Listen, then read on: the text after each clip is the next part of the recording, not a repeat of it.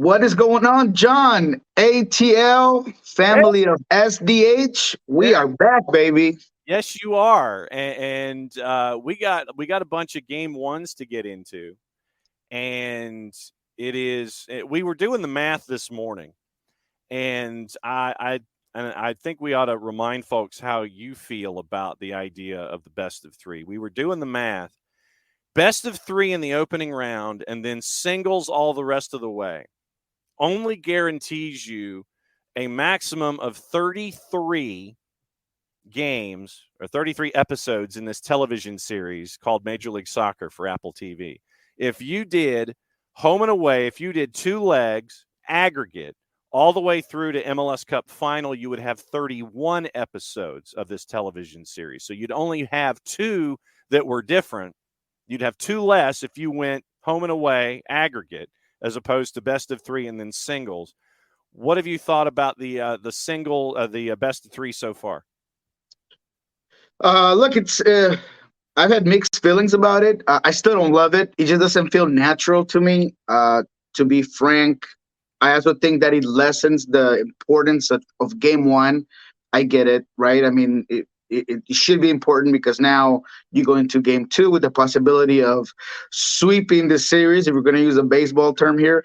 But at the end of the day, once a certain point happened, I thought that a lot of teams just started downshifting and taking players off and just maybe managing the rest of the game rather than before, where you had an aggregate and you knew that you had to, in some ways, try to find a way back in that first game, battle it in, and then have a closer result for game two, right? So I thought that I still don't have that same. Um, Suspense, the same need to watch that game one together with game two. Now it just seems like, all right, you lost your game 5-2, like let's say LAFC. It's okay. We're gonna reset, start from zero.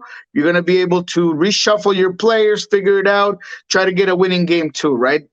I don't like the disconnect. The other thing that I don't like watching the calendar is how these things are going to play out. If Seattle, let's say, they beat Dallas and they go, they sweep the series, how long will they have to wait before their next game, right? And that break, that stoppage for players' rhythm and momentum and everything else that kind of comes with playoff soccer or playoff any sport, you just don't have that, right? Once you wait too long, you kind of lose a lot of that excitement, if you will. So I'm not in love with it. I'm trying to give it a chance.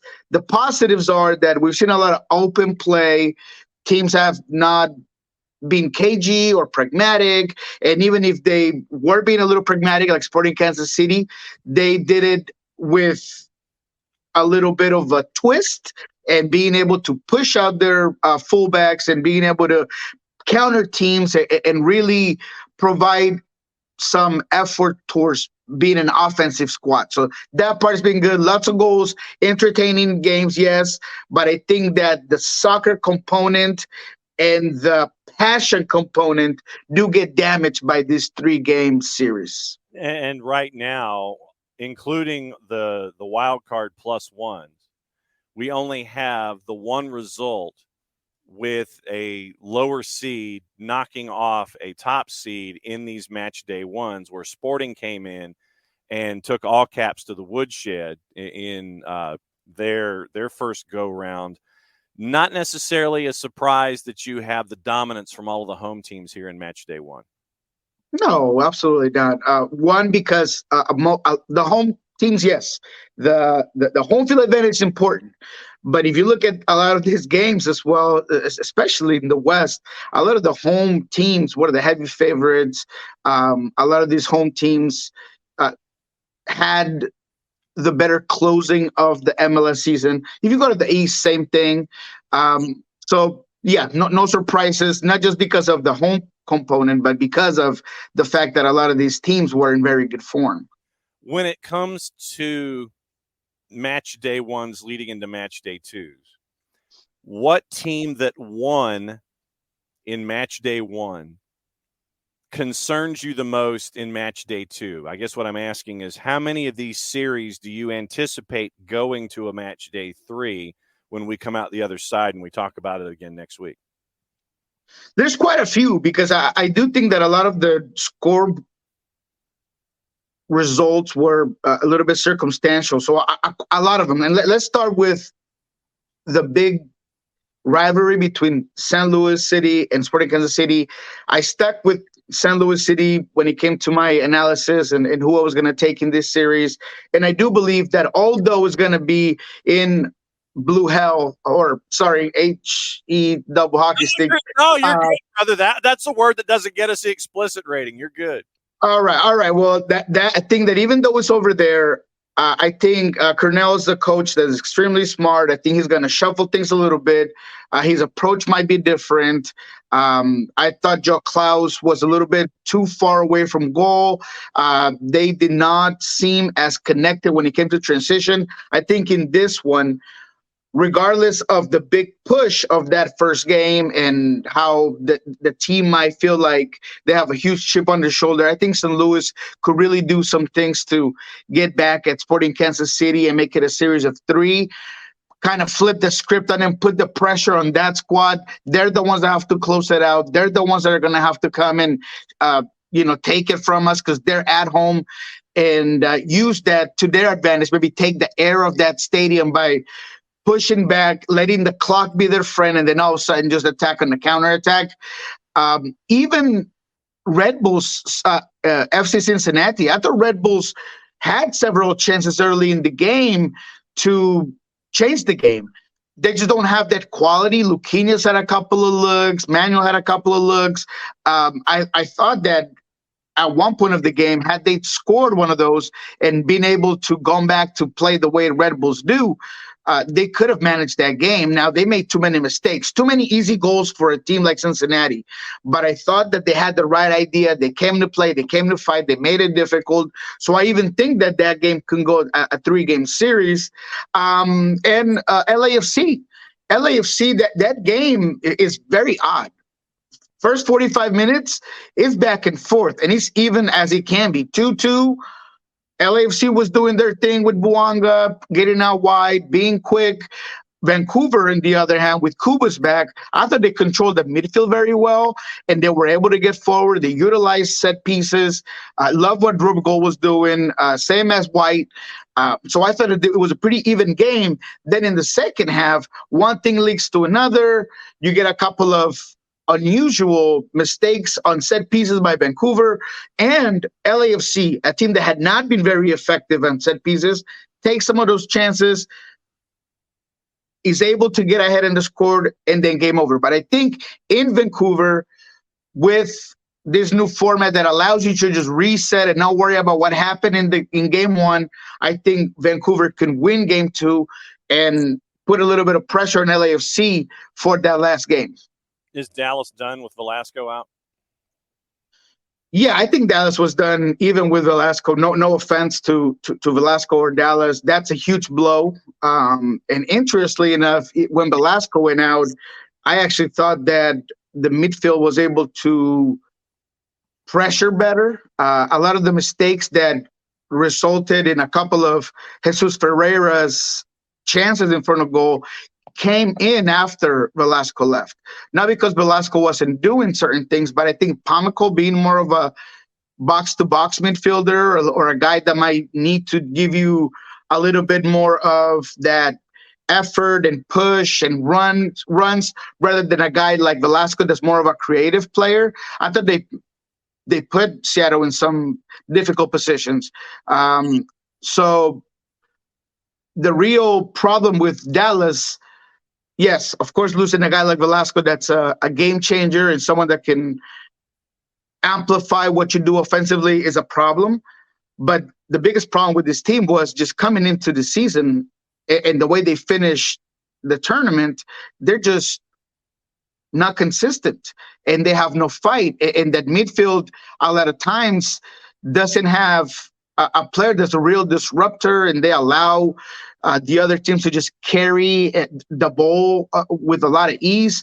And we had the discussion during the game with some media members, there is no real leader in that Dallas team. And for playoffs and games like this, sometimes you need a guy that's going to have the knife at his teeth and is going to be able to just do the dirty work, is going to be able to get everybody going. And they don't really have that person. Because if you look at that squad, that roster, they have some talented players. Yes, Jesus Ferreira. Yes, Paul Arriola. Absolutely. Yes, Ijadamendi, right? But none of those guys, when I look at those last 10 games, not just playoffs, there isn't a real leader in that group that could really get this team through some tough, adverse times. And I think they're in an adverse position, even going back home. So because of that, that was the biggest problem. It wasn't just Velasco. So then who for Seattle has the garra that we like to talk about when you have those kinds of moments when you want to have the knife between your teeth? Oh, there's a ton. I mean, Joao Paulo's one of them. You've seen Yemar Gomez Andrade. He is making sure that he's getting into it with Jesus Ferreira when he was coming in hard on Alex Roldan. He's that physical presence. You got a guy like Niko Lotadero coming in from the bench, changing the game. He really did. And Brian Spencer admitted it. As soon as I brought in Niko, he was an immediate game changer. He's got that magic. He's got that leadership. Anybody in that bench right now, because of the way Brad Spencer is setting up for these games, you still got Raul Ruiz there too. So whenever you have those guys that are those OGs that have been there, done that, look what I can do, just check my record, it just gives the rest of the team a lot of that ease of, hey, man, we got these guys coming off the bench. They could be starters. So I think Seattle, without a doubt, they're the most experienced team in the West. Jerarquía is what we say in Spanish. Those teams that can win it just by the crest and the colors of that shirt, they have that. And they got a lot of those players in that team as well. How much more do you think Niko Lotadero has left in the tank as a player in Major League Soccer? 2 years easy. Okay. 2 years easy. And I say that without even thinking twice. I think that I've been very fortunate to follow his career from day one here in Seattle to today. And I can tell you that there are not many, if any, players that I've seen be as disciplined, committed, and honestly impressive when it comes to taking care of their body, their day-to-day, what they eat, what they take, how they train, when they train, their rest hours. Absolutely everything about the way Niko handles his day-to-day life tells me that he could give you another 2 years. Now, I'm not saying that he's going to be a 2,600-minute starter anywhere else. He could.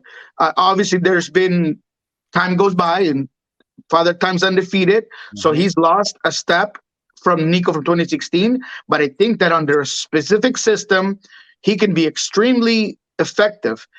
And he has at least 2 years of a Niko that could be a real contributor for absolutely any team in MLS. Just asking.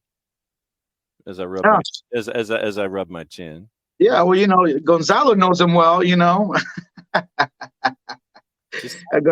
Gonzalo knows him well, and if there's someone that Niko also respects and would love to play for, I wouldn't doubt it'd be for a guy like Gonzalo, and a guy who's always trusted him in Garth Lagerwey. He had nothing but great things to say about Garth Lagerwey when he departed, as well as when he came back and he was in Seattle. So yeah, maybe you're onto something here. just rubbing my chin a little bit, just kind of put the thinking cap on, rubbing my chin. I figured I would ask, how he might do in the Eastern Conference. Just thought I would put that out there. All right, I like it. I like the way you think, man. 4-5, Benny Ball and RSL. What have you thought so far?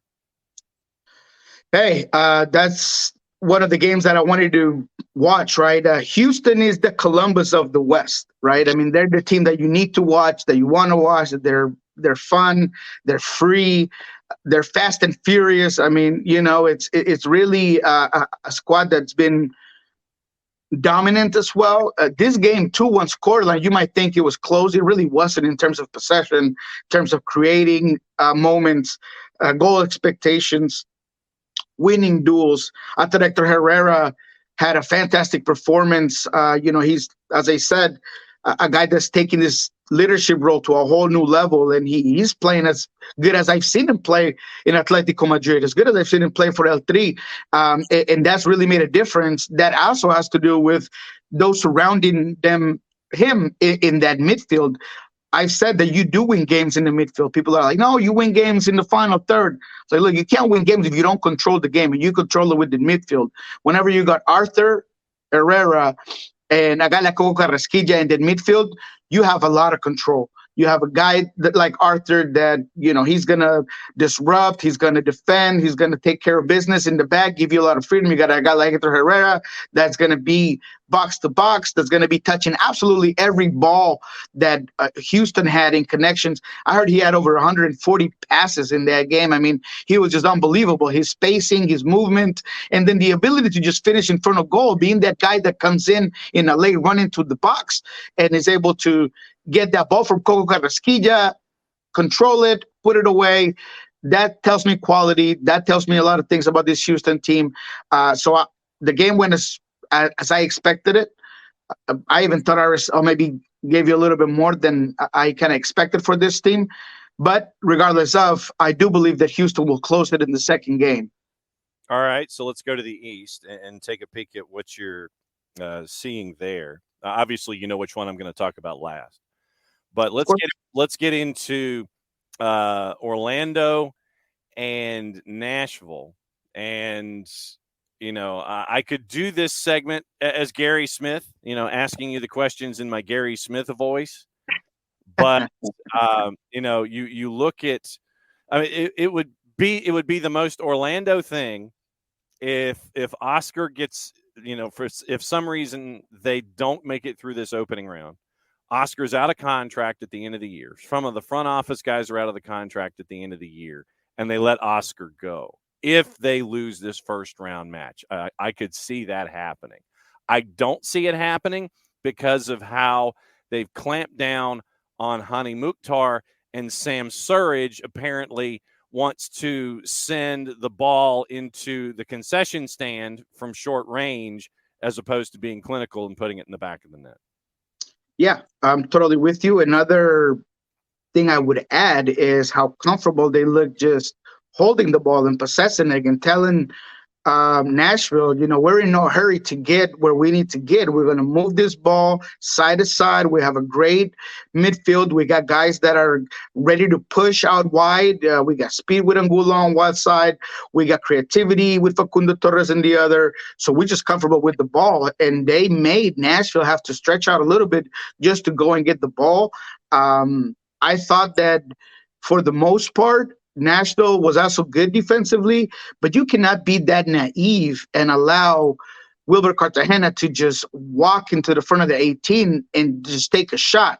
I mean, Cartagena gave you that soccer version of respect my jumper. Oh, you're not going to come out and try to put a hand in my face? I'm going to hit you with this three. And that's what he did. He literally walked to the top of the 18, looked up, and gave you a banger. And there was nothing, absolutely nothing that Willis could do to get onto that ball. So I just believe that Orlando going into this matchup has a bigger tool set. They just have more ways to win the game. They have more players that can be difference makers rather than a Nashville squad that is always, they're well structured, they're disciplined, they're going to make it difficult. They have great leaders in that midfield with Godoy and even Dax McCarty at some point, Zimmerman and Shaq Moore and all of these players that have a lot of game experience and they can really handle games. But when it comes to talent, when it comes to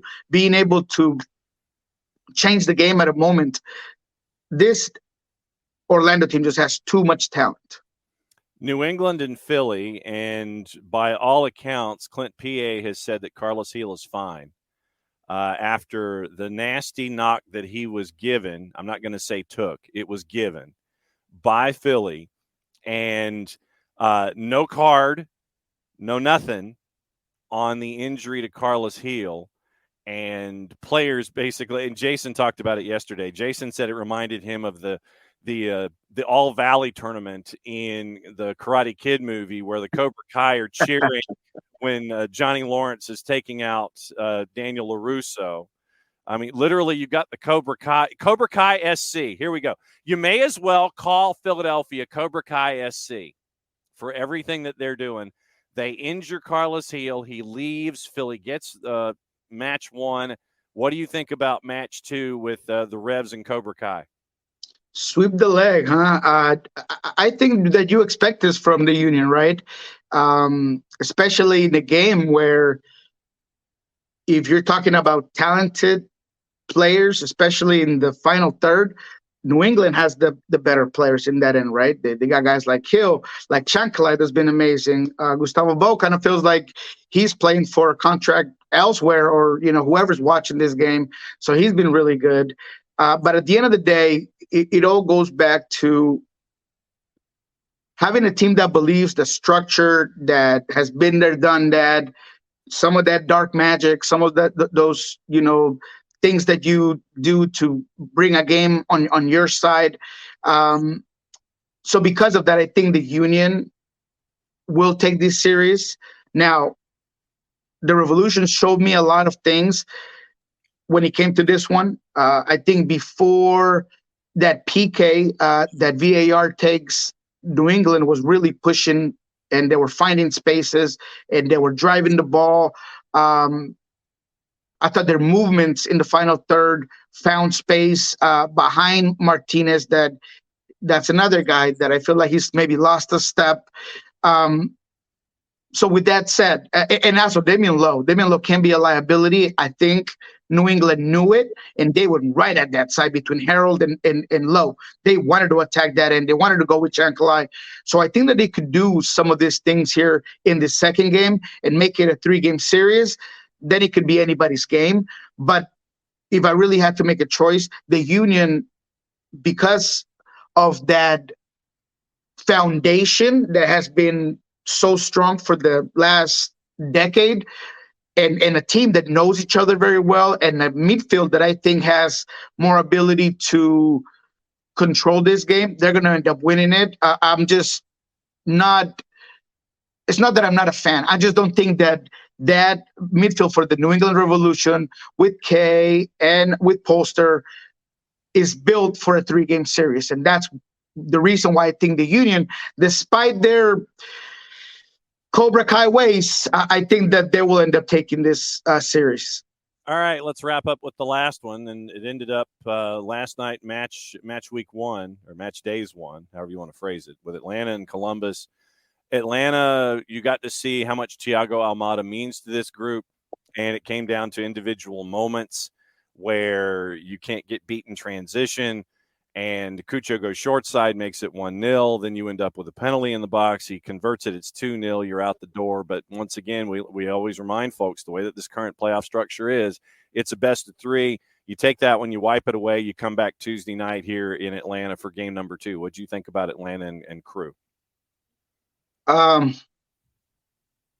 was a little disappointed in Atlanta's inability to possess the ball a little more and create more opportunities. I knew that without Almada, Gonzalo was going to play a 3-man back line, but I didn't expect them to get so pushed back into their own third. They got pinned back by a Columbus squad that had no problems, even after the 1-0 score, leaving that back line really high, allowing Camacho to be a guy that can control the ball, that can push it, knowing and understanding that with the distributors they have in the midfield, they were able to control the tempo. And Atlanta just never got it back. And that was a huge problem. Now, I'm no Gonzalo Pineda, and I know that he knows this team better than anybody. And he, like I said, I've always said, he's a genius when it comes to it. But you tell me, how many times has Hernandez played as a center back in a 3-man formation this year for Atlanta? I can't recall how many times he's done it. But he looked out of sorts. He seemed out of position. He seemed to get too wide at times, too tucked in other times. That first goal with Cucho, There's no way that he has that much space before he takes that very first touch, and he takes you so long to go and try to get him back, try to recover from your positioning, because Cucho's just too strong and he is too talented. He's not going to need to cut back and use that right foot because he can shoot it with both. And maybe that's what the defender thought he was going to do, and he didn't. So I just thought positionally, very undisciplined from Atlanta. And I'm not used to that. Maybe, like I said, not having Almada makes you think twice, makes you having to do a lot of things. I thought Mayomba, he also put himself in a really bad position, right? Matan had everybody in the defense with a big headache. Oops, sorry. With a big headache. And once you get the yellow card, then you're just playing a different ball game because you know that you don't want to get that second. I thought that the midfield just wasn't ever in this game, and that was the big problem. And come back here on Tuesday night, and we'll go through match day 2. You get your starting lineup back. You're going to go back to your 4-3-3. Almada's going to be a part of the lineup, and it'll be the track meet will be interesting at Mercedes-Benz for match number 2 in match day 2. You just got to force Columbus to defend. You can't have them be that comfortable. You need to put them in. You got to make them uncomfortable. They're going to be comfortable with the ball. They're going to be comfortable if you're deep in your own end. And if you don't push, and again, the fullbacks yesterday were also very ineffective in when they were getting the ball and how they were getting the ball. And when you don't got that width and you're just allowing Columbus to play on your half, it's just a no-brainer. They're going to win that game. So with Thiago Almada, I expect this Atlanta team to be a lot more aggressive and make this Columbus team defend. And, when you've also got, when you're in that 4-3-3, once again, I think it's a more comfortable thing. They've gone to 3 at the back a couple of times, and they've done the 5-3-2, 3-5-2, however you want to phrase it, but they seem to be more comfortable at home in that, 4-3-3, 2 center backs. You're looking at Brooks, it's Brooks and Miles and Luis Abram, who has been great this season. Yes. And this is the Cruz Azul Luis Abram that I think folks were looking for. And Caleb Wiley. For me, it will be interesting to see how a front-footed Atlanta United team will be in match day 2 here on Tuesday, and getting all of that swagger back that you're used to seeing with the push. And there's also nothing wrong with a tactical foul. There's nothing wrong with if somebody's blowing by you to sit there and, you grab them, you sit there, you spin them. It's a do-si-do. You get a foul, you get a card, fine, great, cool, but you've slowed the attack down. But Hernandez, he's not usually the guy that he goes for in that back line of 3, is he? No, it is. It depends on the speed of the team. It's either Hernandez or Purata, but Hernandez has been the one that, because of the athleticism shown by the clubs that they're facing, you need Ronald's speed to go back and forth. Purata can be that more static defender in 3 at the back. His get back is not matching Ronald's, if that makes any sense. Absolutely. I just thought he was out of position. The entire game, and he just looked uncomfortable. I also think that he had a lot to do with the way Columbus was playing and how far Aiden Morris was able to come in, the movement that Matan was making. I mean, if you saw Matan and Juan Camilo Cucho, the way they were shifting, and Juan Camilo was out wide, then he was pushing back in. There's that gorgeous ball from Cucho all the way to Gressel that should have been goal number 1, but Gressel finds it, and I have no idea why Gressel, instead of cutting inside and shooting on goal, he pushes out wide and allows the defender to get back to him.